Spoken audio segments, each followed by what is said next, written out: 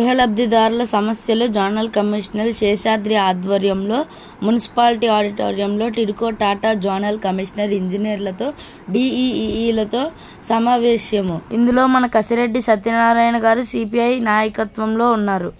Zonal commissioner గారికి ప్రత్యేకమైనటువంటి అభివందనాలు. అలాగే ఎప్పటికప్పుడు సమాచారం ఇస్తూ మా దగ్గర ఏం లేదని చెప్పేసి టిడ్కో వారికి, అలాగే మన టాటా వారికి, అలాగే బ్యాంకు వారికి, అలాగే ఈ యొక్క ఏఏ గారికి, డిఏ గారికి, ఈ కార్యక్రమం చేసిన ప్రతి ఒక్కరు, అలాగే లబ్ధిదారులకు మీ అందరి తరఫున అభివందనాలు. మిత్రులారా, మన దగ్గర గతంలోనైతే టిడ్కో అంటే భయపడేవారు. ఇది అడవిలో ఉన్న పెద్ద పులు అనుకునేవారు కాదు. ఎందుకనంటే ఈ మాట మనకి టిడ్కో మీద ఒక భయాందోళన తప్పిస్తా ఉన్నారు. పని అయితే ప్రభుత్వం కలగజేసుకుంటే చాలా చిన్న పనులు ఉన్నాయి కమిషనర్ గారు, అంత ఇబ్బంది కలిగేటటువంటి పని లేవు. ఎందుకనంటే సూదుకొండ నుంచి రిజర్వాయర్ రిజర్వాయర్ నుంచి నీరు వచ్చినట్టయితే దీనికి 6,30,80,00,000 రూపాయలు ఉంటే సూదుకొండ నుంచి నీరు వస్తుంది. దానివల్ల దాదాపు నీళ్ళ సమస్య మొత్తం 6 ప్రాజెక్టులకు 6 కోణలకి సంబంధించి సతకింటడి కానివ్వండి, ఇక్కడ కానివ్వండి, అక్కడ మొత్తం నీటి మీద ఖర్చు పెట్టవలసింది 7 కోట్ల రూపాయలు, 8 కోట్ల రూపాయలు ఖర్చు పెడితే మంచి పేదవాళ్ళందరూ కూడా జీవించవచ్చు. పేదవాళ్ళందరూ కూడా దాంట్లో ఉండటానికి ఇప్పుడు ప్రస్తుతానికి తక్షణమే ఇరుపై ఉండటానికి ఎటువంటి ఇబ్బంది లేదు. అలాగే ఎంఎస్ఆర్ కాంట్రాక్టర్ కానీ అది ఎవరిని ఆపలేదు. దయచేసి అది కూడా ఒకసారి రికార్డ్ చేసుకొని మీరు ఎవరిని ఆపలేదు, కట్టడానికి సిద్ధంగా ఉన్నారు, డబ్బులు కట్టేస్తారు. ఈ డబ్బులు కూడా కట్టేస్తారు. వాళ్ళ భయం ఏంటంటే ఇప్పుడు వచ్చి సంవత్సరం మాసాలు ఏంటి మొత్తం డబ్బులు కట్టిస్తున్న వాళ్ళకి డాక్యుమెంట్ ఇవ్వలేదు. ఈ జీవో నెంబర్ 39 ఏం చెప్తుందంటే ఒరిజినల్ డాక్యుమెంట్ ఇచ్చాము, అవి ఇచ్చేస్తే ఏదో బ్యాంకులో తనఖా పెట్టుకుంటారు. వాళ్ళు కూడా ఆ సమస్య నుంచి బయటపడతారు. అలాగే జీవో నెంబర్ 39లో స్పెసిఫిక్ గా ఇచ్చారు, ఒక మనిషిని తొలగించాలంటే పబ్లిసిటీ ఇవ్వాలి, పేపర్లు ఇవ్వాలి, కలెక్టర్ గారు ఒప్పుకోవాలి, అలాగే కమిటీ ఒప్పుకోవాలి. కమిటీ ఒప్పుకున్న తర్వాత ఇన్ని నిబంధనలు ఉన్నాయి. కమిటీ ఒప్పుకున్న తర్వాత ఈ జాయింట్స్ కలెక్టర్ గారు వస్తారు, మనకు వచ్చే ఇన్ఛార్జ్ మినిస్టర్ గారు వస్తారు. ఆ ఇన్ఛార్జ్ మినిస్టర్ గారి సమస్యలో వీళ్ళు లబ్ధిదారులు ఎంపిక చేస్తారు. వీళ్ళు ఎవరన్నా పోయిన వాళ్ళు ఎంతమంది, ఉన్న వాళ్ళు ఎంతమంది ఎంపిక చేసి వాళ్ళకి కేటాయించాలి. అంతవరకు ఈ ప్రక్రియ అలా జరుగుతూనే ఉంటుంది.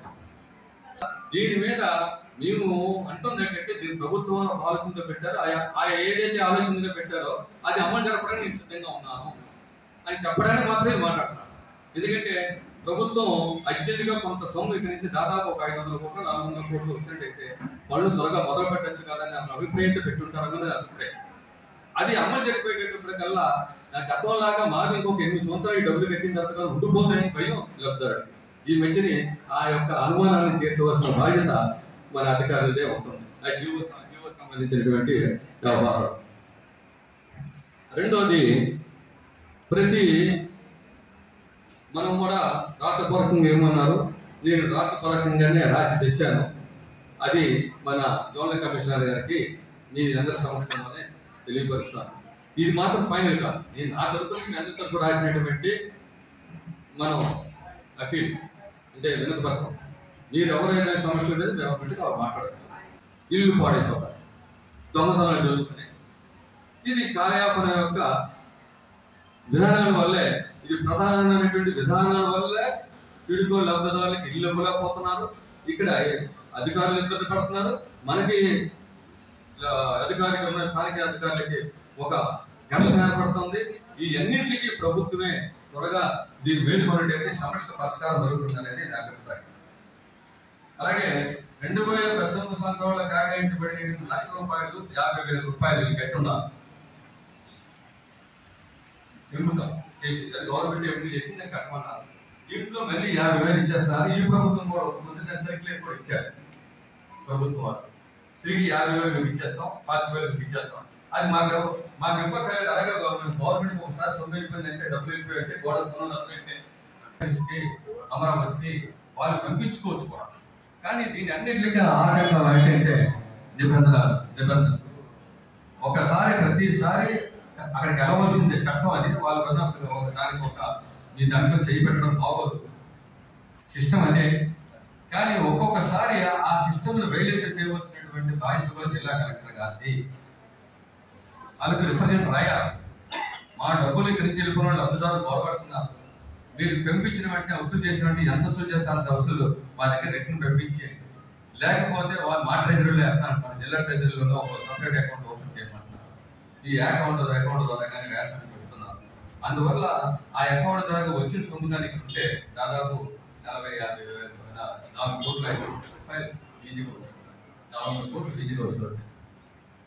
450 కోట్ల వరకు ఈ బకాయి అకౌంట్ ఉన్నాయి. అందువల్ల పెన్షన్ వస్తే తక్కువ, లబ్ధిదారులకు అందించవలసినటువంటి ఇల్లు అందించవలసినటువంటి ఎక్కువ ఈజీగా అందించవచ్చు. ఏదో ట్రై జంక్షన్ లాంటిది ప్రాబ్లం ఉందంటే అర్థం ఉంది. ఎందుకంటే పని ఎక్కువ కాబట్టి 70% వర్క్ చేయాలి, 30% అయ్యింది. మళ్ళీ వర్క్ చేయాలంటే దానికి అమౌంట్ ఎక్కువ కావాలి. 1 కోటి రూపాయలకి 14 కోట్ల రూపాయలకి వర్క్ ఆపేసి 2400 మంది చెప్తారు. 2200 చిల్లర వాళ్ళు ఆపేస్తే దానివల్ల ఏంటి కలిసి వస్తుంది? అన్ని సౌకర్యాలు ఉన్నారు. అలాగే బారోజు తోట, అలాగే మన దయ్యాల నగర్, బరమాపాలి ఒకటి ఒక బ్లాకే. దాన్ని ఎందుకు ఆపుకోవాలి? దాని ఎవరికి బ్లాక్ లో ఏమీ లేదు. నేను వెళ్ళి జేసీబీ తీసుకుని రోజులు వదిలేస్తే ఆ రోడ్డు క్యారీ చేసేస్తుంది మొత్తం. ట్రాన్స్ఫర్ ఒకటి పెట్టుకుంటే అది కరెంట్ వచ్చేస్తే నీరు అటువంటివి కూడా ఆటంకం అవుతుంది. అందువల్ల నేను కోరేది ప్రత్యేకమైనటువంటి అధికారులు అందరికీ కూడా దయచేసి పెద్ద మనసుతో ఈ పేద వర్గాల పట్ల మధ్యతరగతి పట్ల ఒక మీరు ఖచ్చితంగా దీనికి ఇబ్బందులు ఉన్నాయి. నాకు తెలియదు ఏం లేదు, ఖచ్చితంగా ఇబ్బందులు ఉన్నాయి. కానీ పెద్ద మనసుతో అర్థం చేసుకొని వీరికి త్వరగా వాళ్ళ ప్రాణాలు ఇచ్చి ఇంకోటి మీరేమి ఇవ్వకపోయినా ఈ సౌకర్యాలన్నింటిగా తయారు చేయలేని కష్టంలో కూడా వారి ఇల్లు దిగడానికి సిద్ధంగా ఉన్నారు. అంటే ఆ కష్టాన్ని కూడా అనుభవించడానికి సిద్ధంగా ఉన్నారు. కష్టాలకి ఎదుర్కొని నిలబడడానికి లబ్ధిదారులు అందరూ సిద్ధంగా ఉన్నారు. అందువల్ల మీరు ఇబ్బంది పడకుండా తక్షణమే వాళ్ళకి హ్యాండ్ ఓవర్ చేయమని చెప్పేసి నేను కోరుతున్నాను. తక్షణమే తాళాలు కూడా వాళ్ళకి ఇవ్వమని చెప్పి కోరుతున్నాను. దీని తర్వాత మాట్లాడిన తర్వాత అది లాస్ట్ లో మన కమిషనర్ గారు మాట్లాడతారు. ఇప్పటికొచ్చి మౌలిక సదుపాయాలకు సంబంధించినటువంటి మరుగుదొడ్లు కానీ లైట్లు కానీ ఇంకొకటి మీ దృష్టి తేవాలనుకున్నాను. 2 నెలలు అయిందండి స్టేట్ లైట్ వేసి బాదోజు తోట అని పెద్దగంటడి 63 లైట్లు వేశారు. అది 2 నెలలు అయింది, ఎందుకు వేస్తారో తెలియదు. చాలా చిన్న సమస్య అది. లైట్లు వేస్తాం ఎలాగాలి, అయితే లైట్ మానేసినా పర్వాలేదు. లైట్ వేసారు, లైట్ వస్తుంది సరిపెట్టేస్తాం. దాన్ని ఎందుకు చేసినట్టు అదే వెలిగించోటి ఒకరి మీద పెడతాం, ఒకరు మాట్లాడతారు, ఒకరి పెడతారు, ఇంకోటి మీద మాట్లాడతారు. ఒకే మాట్లాడితే నాకు కాదు అర్థం అంటారు, అర్థం మాట్లాడితే ఏమంటారు? దీన్ని బిల్లు కట్టాలని కాంట్రాక్ట్ చూసుకోవాలి. కాంట్రాక్టర్ ఎక్కడ ఉన్నాడంటే దొరకదు. 2 నెలలు పెట్టి చిన్న సమస్యలు కూడా మీరు ఆటంకపరచడం వల్ల లబ్ధిదారుడికి అనుమానం ఎక్కువ. ఇప్పుడు అందరూ డబ్బులు కట్టడానికి సిద్ధంగా ఉన్నారు, కానీ దానికి అనుసరించే విధానాలు బాగోలేదు అనేది నేను మరొకసారి మీ అందరికీ మీరు అంటే వాళ్ళు చుంపులతోనైనా మురుగుదొడ్లకు పోయి వాళ్ళు అలాగే మంచిగా తెచ్చి కావడితో నీళ్లు మోసుకొని ఏదో వస్తారు. మనంతా గ్రామాల పల్లెటూరు నుంచి వచ్చిన వాళ్ళం కదా. అటువంటి వాళ్ళు 50% మంది ఉంటారని దానికి ఒప్పుకున్నారు. మిగతా 50%లో మధ్యతరగతి కుటుంబం ఒకరైతే అద్దెకిచ్చిన ఒకసారి వారి గురించి మమ్మల్ని ఎందుకు కాపడం? మాకు కావాల్సింది ఎవరైతే నిరుపేదలు ఉన్నారో వాళ్ళకి ముందు అందించేస్తే వారి సమస్య ఒడ్డెక్కుతుంది. వాళ్ళు అంట్లు తోగుకుంటారండి, అంట్లు తోగుతారు 20,000 రూపాయలు వస్తాయి డబ్బులు. ఆ డబ్బులకి ఇచ్చేవచ్చు, ఆ డబ్బులు ఇక్కడ బ్యాంక్ కట్టవలసి వస్తుంది. అందువల్ల వాళ్ళకి అద్దెలేని ఇల్లు ఇవ్వండి. ఇంకొకటి చెప్తున్నా, మనకి వాళ్ళు ఉండేటటువంటి ఇల్లు చూస్తే దీనికంటే అద్భుతమైన ఇల్లులోనే ఉంటున్నారు. ఎందుకంటే అక్కడ ఏం లేవు, వాళ్ళకి సౌకర్యాలు ఏం లేవు, అలాంటి ఇల్లులో ఉంటున్నారు. ఆ అలవాటుని ఇక్కడ కూడా కంటిన్యూ చేసుకుంటాం. మా ఇల్లు వాలంటీర్స్కి వాళ్ళు ఇంకొకటి చెప్తున్నా, 100% మీరు కూడా కొంతమంది పాలించారు. వీళ్ళు లబ్ధిదారులు కాదు వాండర్లో, వీళ్ళకి సీల్ డీడ్ అయిపోయింది, వీళ్ళు పూర్తక్కులు అయిపోయింది, మీరు అందరూ కొనుక్కున్నారు. ఇంక ఎన్ని సంవత్సరాలు ఆగాల? ఏంటి రాజుగారికి అర్థం అవ్వదంటే మరి రాజుగారు పాదయాత్ర చేస్తే సమస్య పరిష్కారం అవుతుంటే వచ్చింది సార్. కానీ మేము చాలా ఇబ్బంది పడుతున్నామండి. 50,000 కట్టామండి. కానీ బ్యాంక్ నుంచి అయితే మాకు ప్రెషర్ ఎక్కువైపోతుందండి. మేమైతే ఇప్పుడు 1,00,000 కట్టారు, 50,000 కట్టారు, చాలా మంది కట్టిన వాళ్ళు అయితే ఉన్నారు సార్. కానీ బ్యాంక్ నుంచి మాకు మాత్రం చాలా ప్రెషర్ ఎక్కువ అవుతుందండి. మేమైతే ప్రజెంట్ కట్టలేని పరిస్థితి. మేము ఇంటి అద్దెలు కట్టుకొని అవి కట్టారంటే మేము కట్టలేము. వీలైతే చేశారు కానీ మాకు కరెంట్ సప్లై లేదు సార్. మా మీటర్లు వైరింగ్ అంతా అయిపోయింది, మీటర్లు రాలేదు సార్. మా పరిస్థితి ఏంటండి? బ్యాంక్ నుంచి అయితే బాగానే అడుగుతున్నారు డబ్బులు కట్టమని. మేము కడతాం సార్, కట్టమని చెప్పట్లేదు, కానీ మాకు ఇల్లు ఇవ్వాలి కదండి. ఏ ప్రభుత్వం వచ్చి ఇదే మాట చెప్తున్నారు, మేము ఉన్నామో మేము చేస్తామమ్మా అని. చేస్తారు కరెక్ట్. ఎప్పుడు సార్ మా ఇల్లు అని పాడైపోయి ఆ ఇల్లు బాగుంటే మేము ఆ ఇళ్ళలో ఉంటాం. మేము అందరూ కట్టుకోవచ్చు, మన ఇల్లు కూడా కట్టాలంటే మేము కట్టలేదు సార్.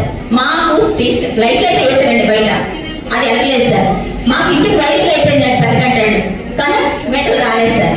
3 లైన్ మెన్లు వెళ్ళమంటున్నారండి. మేము గంటలు వెళ్ళి అడిగితే 3 లైన్ మెన్లు వస్తే వీళ్ళు మాట్లాడుకుంటే కానీ మీకైతే కరెంట్ రాదమ్మా అంటున్నారు. ఇందులో ఎవరి ప్రాబ్లం ఏంటంటే మాకైతే తెలియట్లేదు సార్. అప్పటికైనా చాలా పోరాటాలు చేస్తున్నారండి, చేస్తున్నారు. ఆయన వాళ్ళు బాగానే చేస్తున్నారు, చేసిన వాళ్ళు కూడా చేయలేకుండా ఎవరు ఆడుతున్నారో మాకైతే అర్థం అవ్వట్లేదు సార్. మేము ఎవరిని అడగాలి ఏంటి మాకు అర్థం అవ్వట్లేదండి. అసలు మాకు మంచి జరుగుతుందని ఇక్కడ పెట్టిన ప్రతి ఒక్కరూ కూడా మధ్యతరగతి కుటుంబాలే సార్. ఎవరు ఉన్నారో అయితే గవర్నమెంట్ మాకు ఇల్లు ఇవ్వదండి. మరి ఇచ్చారంటే మాకు న్యాయం జరగాలి కదా సార్. సరే మేము కట్టమని చెప్పలేదు. బ్యాంక్ ప్రెజర్ ఎక్కువైపు మేము ఉండడానికి మేము అందరూ కట్టుకొని చెయ్యండి, మేము బ్రతకలేం కదా సార్. పిల్లలు చదివించుకొని ఎక్కడ చేయగలం సార్. మీలాంటి పెద్దవాళ్ళందరూ కదిలి వచ్చి మా పేదోడు ఒక్క మాట ఒక్కొక్కరి బాధ కొందరికి అర్థమవుతాయి సార్, కొందరికి అర్థమవుతాడు. కానీ అర్థమవుతుందని నేనైతే మీకు చెప్తున్నాను సార్. నా ఏదైనా తప్పు చెప్తున్నాను, క్షమించండి. టిట్కో సమస్యలను మాత్రం వ్యక్తిగతంగా అందంగా ఆపండి, వ్యక్తిగతంగా చెప్పొద్దు. ఇప్పుడు మీ యొక్క సమస్యలు ఏమైనా ఉన్నాయంటే మీ గ్రూప్కి సంబంధించి ఏమైనా అంటే ఆ బ్లాక్కి సంబంధించి కానీ ఇవి కానీ చెప్పండి. వ్యక్తిగత సమస్యలు చెప్పి ఇక్కడ మేము తీర్చేది ఏం లేదు. సత్యం గారు మీరు ఏంటంటే వ్యక్తిగత కాకుండా ముందు ఓవరాల్గా చెప్పండి, అది చెప్పండి. మీ ద్వారా మీరు వింటాం. అంటే చెప్పొద్దని మేము అనడం లేదు, ఇంపార్టెంట్ మా బాత్రూమ్ ప్రకారం. ఇప్పుడు మీరు ఏంటంటే మీరు సమస్యలు ఏమిటన్నది మీరు చెప్తూ ఉంటే మేము రాసుకుంటుంటామమ్మా. ఎందుకంటే ఇక్కడ మీటింగ్ పెట్టింది మేము చెప్పింది మీరు వినడానికి కాదు, మీరు చెప్పింది మేము వినాలి. ఇక్కడ టిట్కో వాళ్ళు వచ్చారు, మా ఆఫీస్ వాళ్ళు ఉన్నారు, అందరూ ఉన్నారు. అలాగే ప్రతి ఒక్కరికి, అలాగే మా దువ్వాడ ప్రాంగణంలో గత 14-15లో అప్లికేషన్ పెట్టబడింది. కానీ తర్వాత 17-18లో మేము ₹1,00,000 డీడీలు కట్టాం. ఆ డీడీలు కట్టిన దానికి మాకు పట్టా ఇచ్చారు, అలాగే లోన్లు ఇచ్చారు, అన్ని సబ్సిడీలు ఇచ్చారు, అలాగే మార్గేజ్ కూడా చేస్తున్నారు. ఇక్కడ ముఖ్యంగా ఏంటంటే ఇక్కడ టాటా వారికి కానీ ఎవరో ప్రాజెక్టు వర్క్ చేసిన వాళ్ళకి ఆ డబ్బులు వెళితే వాళ్ళకి ఇచ్చినట్టుగా అయితే ఒక 15 రోజులు నెల రోజుల కార్యక్రమం కూడా అక్కడ దువ్వాడ ప్రాంగణం కానీ తలాలవానిపాలెం ప్రాంగణం కానీ వర్కులు చేసి ఇచ్చేవాళ్ళు అధికారులు అందరూ.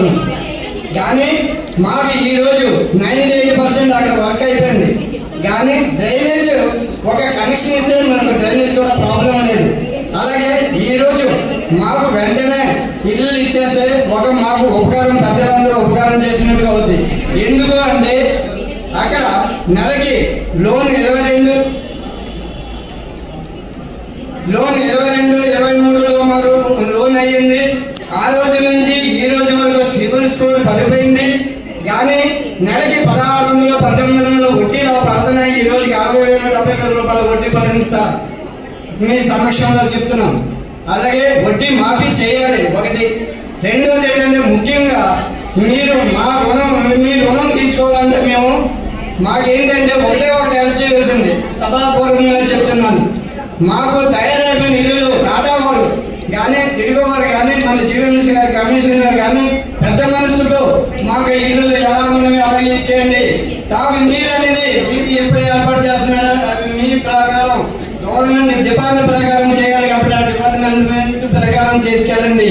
అలాగే మౌలిక వసతులు చేయవలసినవి కూడా అలాగే మీ వసతుల ప్రకారం మీరు చేయండి. కానీ మాకు ఇల్లు ఇచ్చేయడం వల్ల ఒక లాభం ఉంది.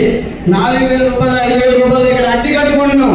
ఆ అద్దె బాధ తప్పుతుంది. ఆ అద్దె డబ్బులే మేము ఈఎంఐ కట్టుకోగలం.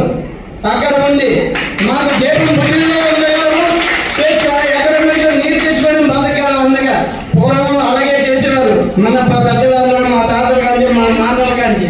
అందు గురించి తక్షణమే మా ఇల్లు మా